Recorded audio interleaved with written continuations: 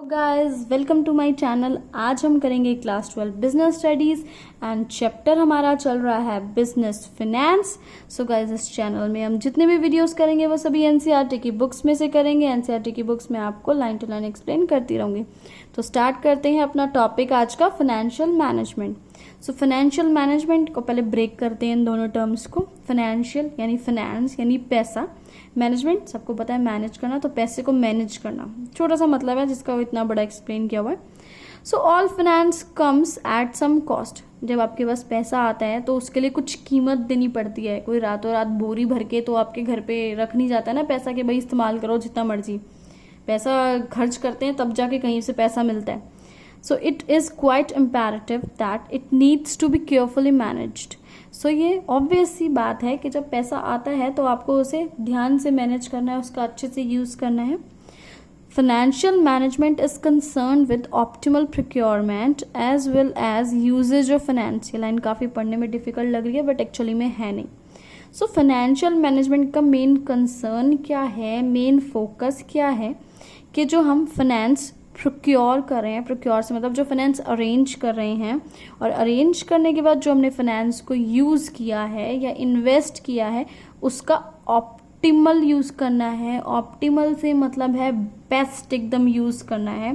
तो यही इसका मेन फोकस है।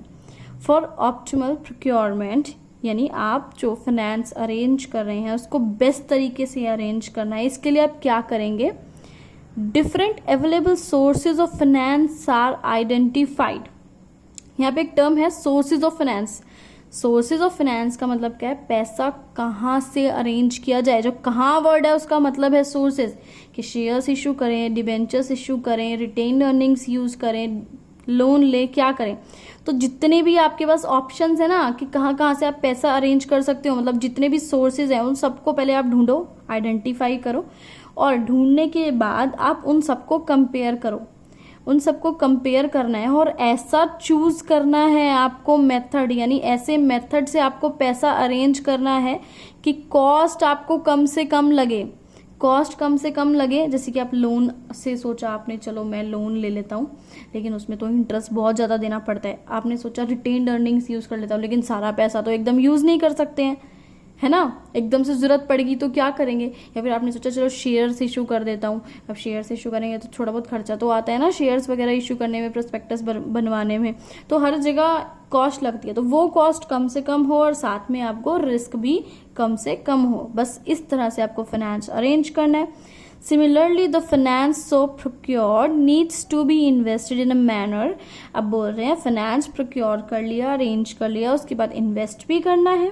तो इन्वेस्ट कैसे करना है, that the returns from the investment exceeds the cost at which the procurement has taken place. ये लाइन भी डिफिकल्ट लग रही है पढ़ने में बट इसको अभी ईजी कर देते हैं। ये लाइन बोल रही है कि ऐसा जगह पैसा इन्वेस्ट करना है इस तरह से कि जो उसका रिटर्न आए, यानी उस पैसे को इन्वेस्ट करने से जो हमें अर्निंग्स होगी वो एक्सीड यानी ज़्यादा हो हमारी कॉस्ट से। क्योंकि भाई अब जैसे कि आपने लोन ले लिया, इंटरेस्ट आप भर रहे हो हर महीने 20,000, लेकिन आपको प्रॉफिट ज़्यादा आना चाहिए, 40-50 हज़ार आना चाहिए, तभी तो आप उस कॉस्ट को कवर कर पाओगे, वो इंटरेस्ट दे पाओगे, है ना। तो रिटर्न्स यानी अर्निंग्स यानी प्रॉफिट ज़्यादा होनी चाहिए, इस तरह से आपको पैसा इन्वेस्ट करना है। Financial management aims at reducing the cost of funds procured. So financial management का क्या मेन एम है कि हम जो भी फंड्स अरेंज कर रहे हैं उसका कॉस्ट कम से कम हो और रिस्क भी कम से कम हो। And achieving effective deployment of such funds. Deployment का मतलब है इधर पैसा इन्वेस्ट करना है, पैसे को यूज करना, ठीक है। इफेक्टिव यानी बेस्ट तरीके से पैसे को इन्वेस्ट करना है। इट ऑल्सो एम्स, एक और एम है उसका, वो भी पढ़ लेते हैं। At ensuring availability of enough funds whenever required.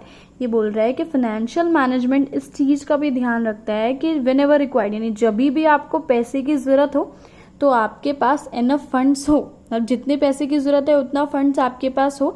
As well as avoiding idle finance. और ऐसा भी नहीं होना चाहिए कि आपके पास आइडल फाइनेंस यानी पैसा एकदम आइडल पड़ा है, वेस्ट पड़ा है, जिसका आप कोई यूज नहीं कर रहे हैं। ऐसे ही आपने लिया, चाहे लोन से लिया चाहे शेयर से इशू करके लिया, लेकिन उसे कहीं इन्वेस्ट नहीं करा, बस उसे रखा हुआ है तुमने अपने पास, ऐसा भी नहीं होना चाहिए। Needless to say that the future of business depend a great deal on the quality of its financial management. ये लाइन बोल रही है कि बिजनेस का फ्यूचर किस चीज़ पे डिपेंड होता है कि हमने जो फाइनेंशियल मैनेजमेंट किया, यानी फाइनेंस को जो मैनेज किया है वो बहुत बेस्ट तरीके से किया। और इसी के साथ ये टॉपिक खत्म हुआ। Thanks for watching this video. Please like share and subscribe.